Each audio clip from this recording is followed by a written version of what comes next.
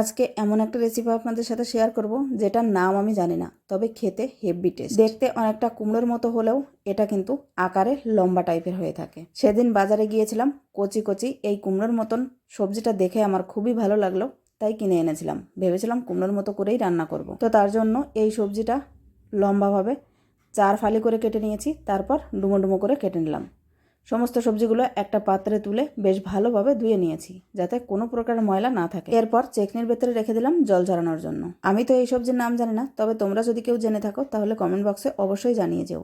তারপর কড়াইতে আমি দিয়ে দিলাম 1 মুঠোর মতো মুগ ডাল। এই রেসিপিটা আমি নিরামিষভাবে রান্না করেছি।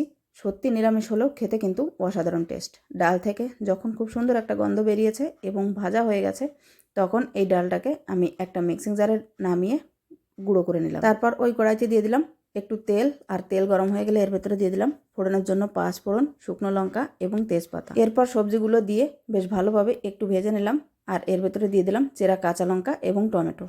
পরিমাণ মতো লবণ হলুদ দিয়ে সমস্ত সবজিগুলোকে বেশ ভালোভাবে ভেজে নেওয়ার পর দিয়ে দিলাম মুগ ডালের পাউডারটা।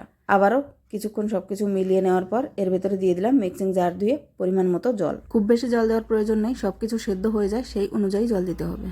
তারপর ঢাকা চাপা দিয়ে রান্না করে নেব যতক্ষণ সব কিছু না সেদ্ধ হয়ে যাচ্ছে। প্রায় 7-8 মিনিট পর সব কিছু বেশ ভালোভাবে সেদ্ধ হয়ে গেলে এর ভেতরে দিয়ে দেবো কিছুটা পরিমাণ ঘি, আর দিয়ে দিচ্ছি ভাজা মশলা। এখানে ধনে এবং জিরে শুকনো খোলায় ভেজে তারপর গুঁড়ো করে রাখা আছে। দিয়ে দিলাম পরিমাণ মতো সামান্য একটু চিনি এবং ধনে পাতা কুচি। সব কিছুকে ভালোভাবে মিলিয়ে নেব, তারপর একটা পাত্রে নামিয়ে নেব। বিশ্বাস করুন, গরম গরম ভাতের সাথেই এই রেসিপিটা যে এত সুন্দর লেগেছিল, কচি কুমড়োকেও হার মানিয়ে দেয়। আপনারাও এই রেসিপিটা একবার ট্রাই করে দেখতে পারেন, সত্যি খুব ভালো লাগে। তো আজকের ভিডিওটা কেমন লাগলো কমেন্ট বক্সে জানাতে ভুলবেন না। সবাই খুব ভালো থাকবেন, সুস্থ থাকবেন, টাটা।